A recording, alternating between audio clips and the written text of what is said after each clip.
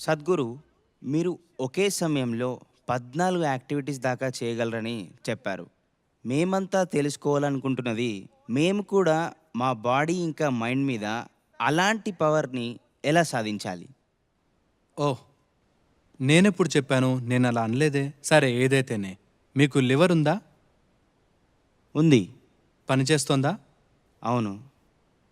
అది ఎన్ని రకాల పనిని చేస్తోందో తెలుసా ఇప్పుడు మీకు? మీ బ్రెయిన్ చేసే పని కంటే కూడా మీ లివర్ చేసే పని ఎంతో కాంప్లెక్స్. మీకిది తెలుసా? ఒక బుర్ర లేని లివర్ ఇంత పని చేస్తుంటే, బుర్ర ఉన్న ప్రణీత్ ఎన్నో పనులు చేయగలడు కదా! నేను నిజానికి చేసే యాక్టివిటీ గురించి మాట్లాడలేదు. అవును, అది కూడా కుదురుతుంది. ఇది అర్థం చేసుకోండి. రౌండ్‌గా తిరుగుతున్న ఈ భూమి హలో! మీరు రౌండ్ ప్లానెట్ మీదే ఉన్నారా? తిరుగుతోందా? చాలామందికి ఈ విషయం తెలీదు. మత్తులో ఉన్నప్పుడు మాత్రమే తెలుస్తుంది. లేకపోతే వాళ్ళకి ఏదైనా ఒంట్లో బాగుండనప్పుడు, అప్పుడు ఉన్నట్టుండి భూమి రౌండ్‌గా ఉందని తెలిసిపోతుంది.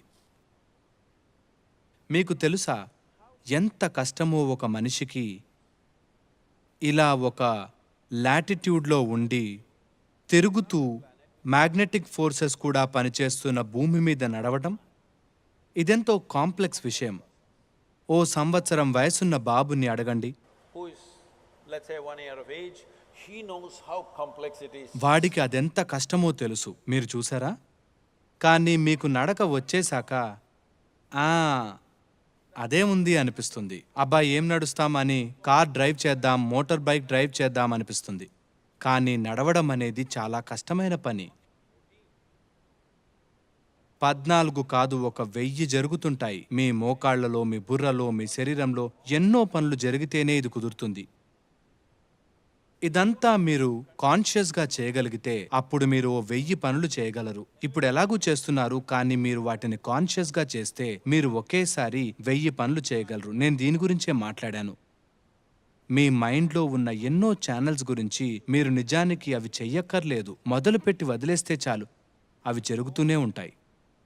మీ పక్కింటి అమ్మాయి గురించి ఆలోచించాలనుకోండి, మీరు ప్రతిసారి గుర్తు చేసుకోవాలా? లేదు.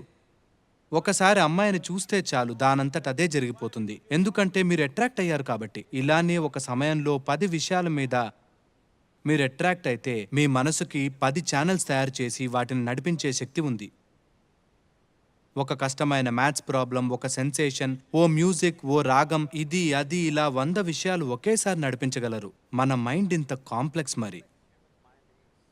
ఈ కాంప్లెక్సిటీని మీరు పిచ్చివాళ్ళైపోవడానికి వాడుకోవచ్చు, అదుపులేని ఆలోచనలతో, లేదా దాన్ని బాగా మేనేజ్ చేయగలిగితే ఎవరు ఊహించలేని విధంగా ఎన్నో పనులు చేయగలదు.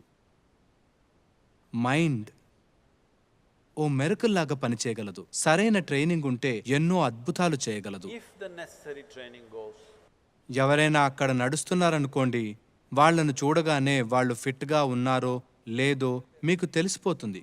ఇప్పుడు చాలామందికి ఉన్న ప్రాబ్లం ఏంటంటే, మీకు ఓ సూపర్ సూపర్ సూపర్ కంప్యూటర్ ఇచ్చాము. భూమి మీద ఉన్న ఎంతో గొప్ప మెషిన్ ఈ శరీరమే. కానీ మీరు దాని యూజర్స్ మాన్యువల్ చదివారా? హలో? లేదు. మరెప్పుడు చదువుతారు? చివరి రోజున? ఈ పిచ్చిని నేను గమనించా. ఎవరైనా చనిపోయే ముందు భగవద్గీతను చదవడం లాంటివి చేస్తుంటారు. మీరు చివరి రోజున యూజర్స్ మాన్యువల్ చదువుతున్నారేంటి అని అడిగా.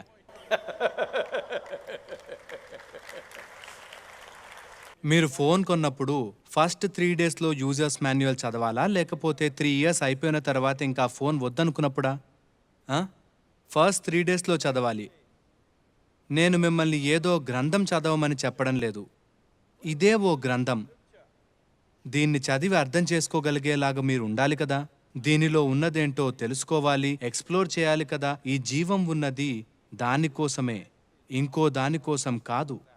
ఇదున్నది దీని గురించే. ఇందులో మీకు చాయిస్ ఏం లేదు.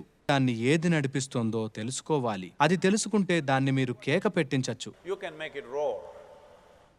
అప్పుడు 14 ఏంటి, ఇంకా ఎన్నో చేయొచ్చు.